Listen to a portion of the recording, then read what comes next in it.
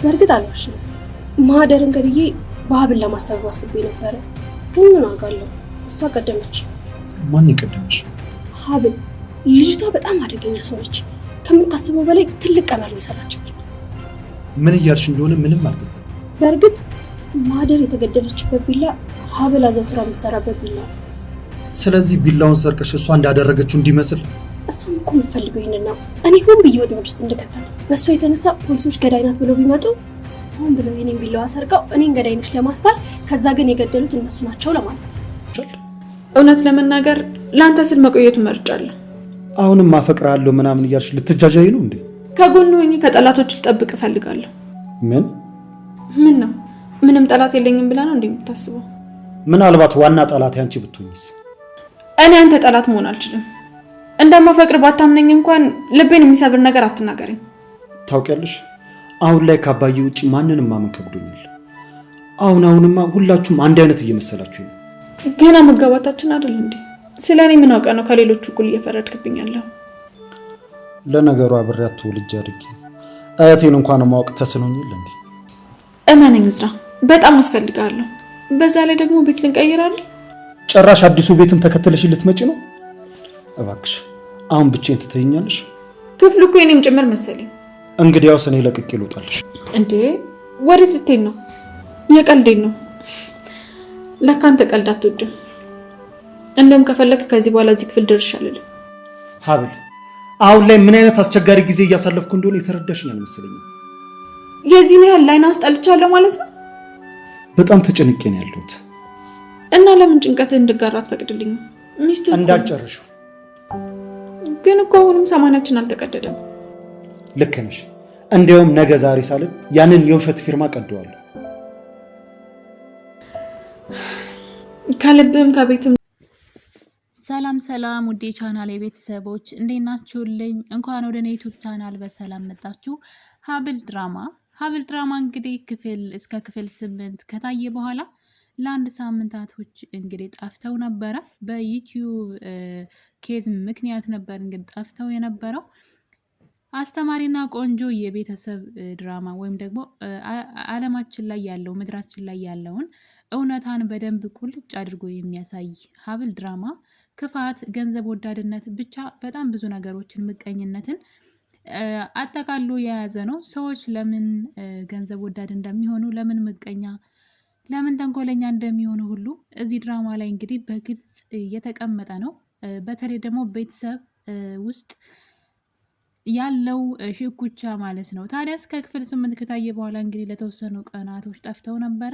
በዛሬው ዕለት እንግዲህ ክፍል 9 ተለቋል።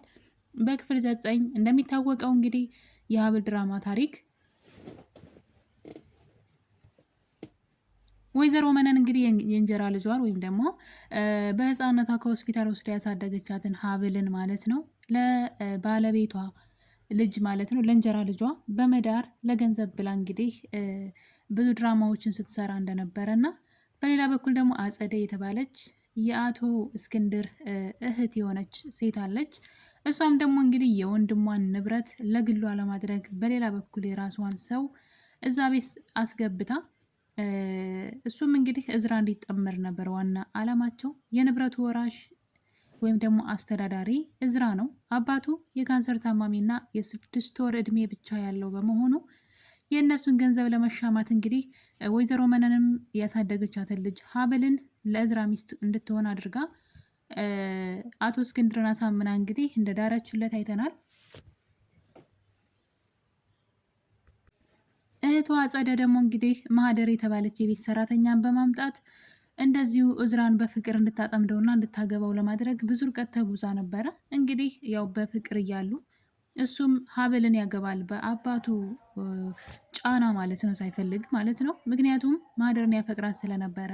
ታዲያ እንግዲህ በዛ ምክንያት ማህደር እዛ ቤት ወጥታለች። ከወጣች በኋላ ግን ሀብል በምትሰራበት ቢላ ተወግታ ተገላ ተገኝታለች ማለት ነው። ታዲያ እንግዲህ ነገሩ ወደ ሀብል ለማዞር ነበረ የሁሉ ድራማ እንግዲህ የተሰራው።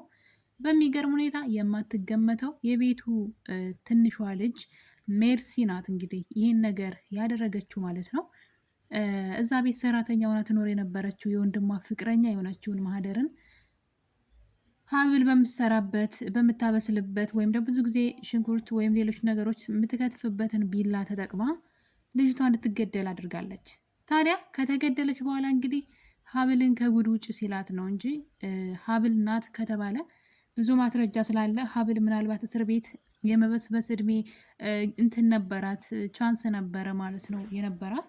ነገር ግን ደስ የሚለው ነገር እንግዲህ የሜርሲ የገዛ አባቷ ነበረ አቶ እስክንድር ገደልካት ወይ? ከገደልካትስ በሀብል ቢላ ነው ወይ የገደልካት? እያለች ያደረገችውን ነገር ሁሉ በዝርዝር ስታወራ የገዛ አባቷ የበር ስር ተለጥፎ አዳምጧት ነበረ። ይህ ነገር እንግዲህ ለጊዜውም ቢሆን ሀብልን እስር ቤት እንዳትገባ ቢያደርጋትም ሜርሲ በፖሊስ ተይዛ ብትገባም ወደ እስር ቤት፣ አሁን ላይ ግን ነገሩ ወደ ሀብል እየዞረ ይገኛል። እሱም እንግዲህ ወይዘሮ አጸደ ናት። እንደሚታወቀው አቶ እስክንድር ባለቤታቸውን ወይዘሮ መነንን ከዛ ቤት አባረዋታል። ምክንያቱም ሀብል የገዛ ልጇ ሆና እያለ አምታ ለልጃቸው ስለዳረች ሆን ብላ በተንኮል ማለት ነው ተናዶ ከቤቱ የገዛ ሚስቱን አባረዋታል ማለት ነው። ሀብልን ግን ጊዜ ልስጥሽ፣ አንቺ ጥሩ ልጅ ነሽ፣ በእናትሽ ተታለሽ ነው በማለት ቤት ውስጥ እንድትቀርና ለእዝራ ጊዜ እንድትሰጠው ወይም ደግሞ እዝራ እንዲወዳት እንድታደርግ አቶ እስክንድር ቤት እንድትሆንና እንዳትሄድ ከልክለዋታል። አሁን በዚህ መሀል ነው እንግዲህ ሜርሲ ከታሰረች በኋላ አክስቷ አጸደ ናት ወደ እስር ቤት በመሄድ እንግዲህ እንዴት እንዳስገደለቻት ማህደርን ወሬውን ታጣራለች። ስለዚህ የገደላትን ልጅ አሁን ላይ አሳዳ እንግዲህ አግኝተዋለች። እሱም አንዲት እህት አለችው በጣም የሚወዳት የልብ ታማሚ። እናም እንግዲህ እሱን ተጠቅማ ማለት ነው እህቱን በማገት አሁን ምልህን ታደርጋለህ፣ ትሄድና ፖሊስ ጣቢያ ሀብል የራሷን ቢላ የምትጠቀምበትን ቢላ ሰታኝ ማህደርን እንድገላት ያዘዘችኝ እሷ ናት። ከዛ በኋላ ግን ከገደልኳት በኋላ ሌላ ሰው ነው ከኪችን ወስዶ ብላ ነገሩም ወደ ሌላ አዞረች። እንዳትጠረጠር እነሱ ናቸው ይሄን ያደረጉብኝ ብላ ነፃ ለመውጣት ሞከረች ብለህ በእሷ ላይ ትመሰክራለህ በማለት እንግዲህ ልጁን ታሳምነዋለች። ልጁ ደግሞ እህቱን አግታበት እያስፈራራችው ስለሆነ በዚህ ነገር እንግዲህ ተስማምተዋል ማለት ነው። ራሱ ሄዶ ፖሊስ ጣቢያ እጁን እንዲሰጥና ጭራሽ ሜርሲ የምትባል ሴት እንደማያውቅ የታሰረችው ሜርሲ ከዚህ ነገር ነፃ እንደሆነች እንዲናገር እያደረገች ትገኛለች። በነገራችን ላይ ወይዘሮ አጸደ እንግዲህ ሜርሲ ከእስር ቤት እንድትፈታ የፈለገችበት የራሷ ትልቅ እቅድ ስላላት ነው እንጂ ሀብል ታሰረች፣ ሜርሲ ተፈታች ለሷ ጉዳዩ አይደለም። ነገር ግን ሜርሲ የዛ ቤት የግማሽ ንብረት ወራሽ እንደመሆኗ የመውረስ መብት እንዳላት ሁሉ አባቷ እንግዲህ ሳይሞት ቀድሞ ንብረቱን እንዲያወርሳት ትፈልጋለች። ያ ማለት የዛ ቤት ንብረት ግማሹ የሜርሲ ነው ማለት ነው። ከእዝራ ከወንድሟ ጋር የምትካፈለው ሙሉ የቤተሰብ ንብረት ግማሹ የሷ ነው።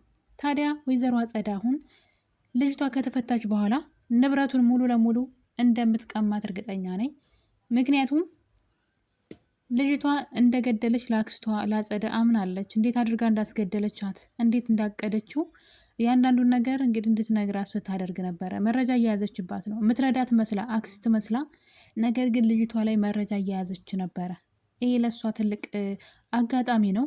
እንግዲህ ሜርሲ ደግሞ አክስት አገኘሁኝ የሚረዳኝ ሰው ብላ ያለ የሌለ ሚስጥሯን ሁሉ ነው ማህደር ላይ ያደረገችውን ነገር፣ ሀብል ላይ ያቀደችውን ነገር፣ ሁሉንም ነገር ዝርገፍ አድርጋ ለአክስቷ ለአጸደ ስትነግራት ነበረ።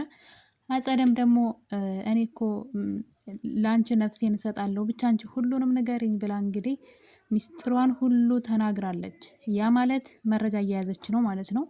ነገ ላይ ትጠቀምበታለች ያን መረጃ ተጠቅማ ደግሞ ይሄንን ለፖሊስ ሰጥቼ ያው ራሷ ለራሷ ምስክር ሆናለች። እንዴት እንዳስገደለቻት፣ እንዴት ተንኮል እንደሰራች፣ እንዴት ቢላውን እንደወሰደች፣ እንዴት አድርጋ እንዲገላት እንዳደረገች ተንኮሏን ሁሉ ለአጸደ ነግራታለች። አጸደ ደግሞ ጥሩ አክስት መስላ ስታዳምጣትና እኔ እረዳሻለሁ ስትላት እያየን ነው። ታዲያ እንግዲህ ይህን ነገር ሁሉ መረጃዎችን ከሰበሰበች በኋላ ሜርሲን ከእስር ቤት ታስወጣታለች። ታዲያ ያን የቤታቸውን ግማሽ ንብረት በስሟ እንድታዞርላት ታረጋታለች። አጸደ ወንድሜ እህቴ የሚባል ነገር አትፈልግም። ገንዘብና ገንዘብ ብቻ ነው የምትፈልገው። ያ ማለት እንግዲህ ልክ እንደ ወይዘሮ መነን አይነት አስተሳሰብ ያላት ሴት ናት ማለት ነው። ታዲያ እንግዲህ እዝራ ወደ እስር ቤት ሂዶ ነበር እህቱን ለመጠየቅ እና ይህን ነገር እንዴት ታደርጊያለች ብሎ ቢጠይቃትም ይህን ነገር ያደረገችው ሀብል ናት፣ አንተ አታውቃትም፣ በጣም አደገኛ ተንኮለኛ ናት እያለች እንግዲህ የወንድሟንም አእምሮ ስትመርዘው እያየን ነበረ። እዝራ ሀብልን እንዲሁም እየተጠራጠራት ነበረ። ጭራሽ አሁን እንግዲህ እህትየዋ ያን ጥርጣሬውን የሚያረጋግጥለት ነገር ነግረዋለች። እሱም እንግዲህ ሀብል ሆን ብላ ነው ማህደርን ካስገደለች በኋላ ቢላ ከኪችን ጠፍቷን፣ ስለዚህ እነሱ ወስደው በእኔ ሊያመሃኙ ነው ብላ ወደኛ ያዞረችው እንጂ እኔ ምንም ያደረግኩት ነገር የለም ወንድሜ፣ ልጅቷ እየተጫወተችብ ነው አለችው ወንድሟን። ታዲያ የሚገርመው ነገር የገዛ አባታቸው የሰማውን ጉድ ነው እንግዲህ እና ምንድን ያለችው እንግዲህ ሜርሲ፣ አዎ አባቴ ሰምቷል። የሰማው ነገር ግን እኔም ብሆን ማህደርን ላስገድላት እያሰብኩኝ ነበረ፣ ነገር ግን እሷ ቀደመች ነው እያለች ያለችው። ይሄ ነገር እንግዲህ ሜርሲን ዙሮ ዙሮ ተጠርጣሪ ማድረጉ የማይቀር ነው። የመግደል ሀሳብ ነበራት ማለት ነው።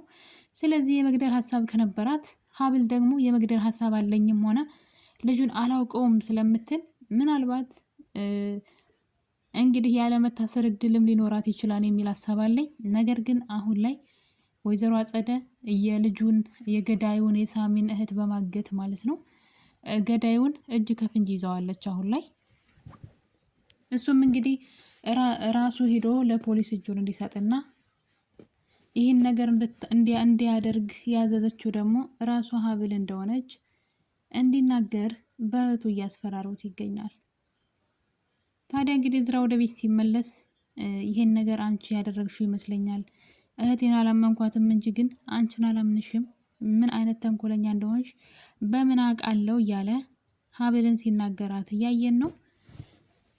እዝራ አሁን ሀብልን መጠራጠር ጀምሯል። ታዲያ ሀብል የኔ ጥፋት አንድ ነገር ብቻ ነው፣ አንተን መፍቀሬ ነው፣ ሌላ ጥፋት የለብኝም፣ ያኔ ማንንም ሰው አልገደልኩኝም በማለት እንግዲህ ልታስረዳው ብትሞክርም አሁን ላይ እንግዲህ ሀብል እዝራ እንዲወዳት እያደረገች ትገኛለች። በግድ እየቀረበችው በግድ በዛ ላይ ደግሞ ጥሩ ማንነት ስላላት ማለት ነው።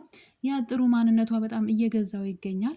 ታዲያ እንግዲህ ይሄ ነገር በዚህ እያለ አጸደ በውጭ ስራዋን እየሰራች ትገኛለች። በእርግጠኝነት ሜርሲ ከእስር ቤት ስትወጣ አባቷን አትፈራውም። አሳስረኛል፣ አንተ አባቴ አይደለህም፣ ንብረቴን የእናቴን ንብረት መካፈል እፈልጋለሁ። እናታቸው በህይወት ስለሌለች ማለት ነው። የአባቷን ደግሞ እንግዲህ አባቷ በህይወት እያለ የአባቷን ውርስ መውረስ አትችልም። ስለዚህ የእናቴን ውርስ እፈልጋለሁ ብላ እንግዲህ ከቤተሰብ መውጣቷ የማይቀር ነው። ይህን አጋጣሚ ተጠቅማ ደግሞ አጸደ በሰራችው ወንጀል አስፈራርታ ገንዘቧን ሁሉ ትነጥቃታለች ማለት ነው። የአጸደ ትልቁ ህልሟ ይሄ ነው እንግዲህ።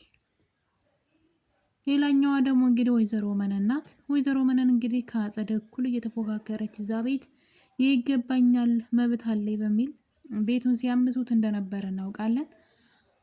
አቶ እስክንድር ግን ከቤት ካባረራት በኋላ አሁን ላይ ጎዳና ወድቃለች ማለት ነው። የነበራቸው ደግሞ የቀበሌ ቤትም ደግሞ ተወስዶባቸዋል፣ ትተውስ ስለሄዱ ማለት ነው።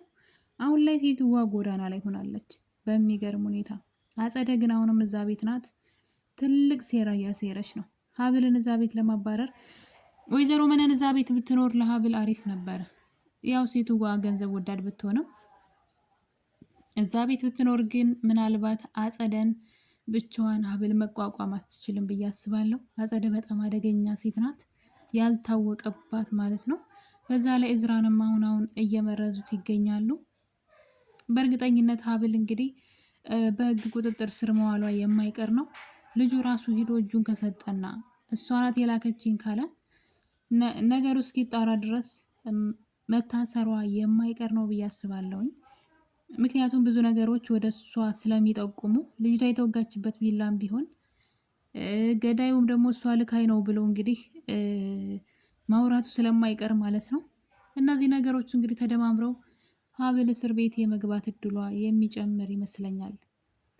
ነገር ግን ደግሞ ሜርሲ ልገላት እኔም አስቤ ነበረ፣ ላስገድላት አስቤ ነበር፣ ሀብል ቀደመችኝ የሚለው ንግግር በራሱ ትንሽ ውሰብሰብ ያለ ስለሆነ እራሷ ሜርሲንም ያስጠረጥራታል ብዬ አስባለሁ ይሄ ንግግሯ። እና ውድ ቤተሰቦች እንግዲህ ከቀናት በኋላ ወደኛ የተመለሰው ሀብል ድራማ በጣም ቆንጆና አስተማሪ የቤተሰብ ድራማ ነው። ብዙዎቻችሁ እንደወደዳችሁትና እንደምትከታተሉት በእርግጠኝነት እርግጠኛ ነኝ። በጣም አስተማሪ ሰው ያልበዛበት በጣም ጎበዝ ጎበዝ ተዋናዮች ያሉበት ድራማ ነው እንግዲህ። በዛ ላይ ደግሞ እንግዲህ ሀብል በጣም ጎበዝ ተዋናይ ናት። በሌላ በኑኑ ሁና በእንግዳ ድራማ እና በአደራ ድራማ ብሌን ሆና የምናውቃት ጎበዟ ተዋናይ ያለችበት ነው። በቀጣይ ክፍል ምን ይፈጠራል የሚለው አጓጊ ነው። በሌላ ቪዲዮ እስከምንገናኝ ባይ ባይ።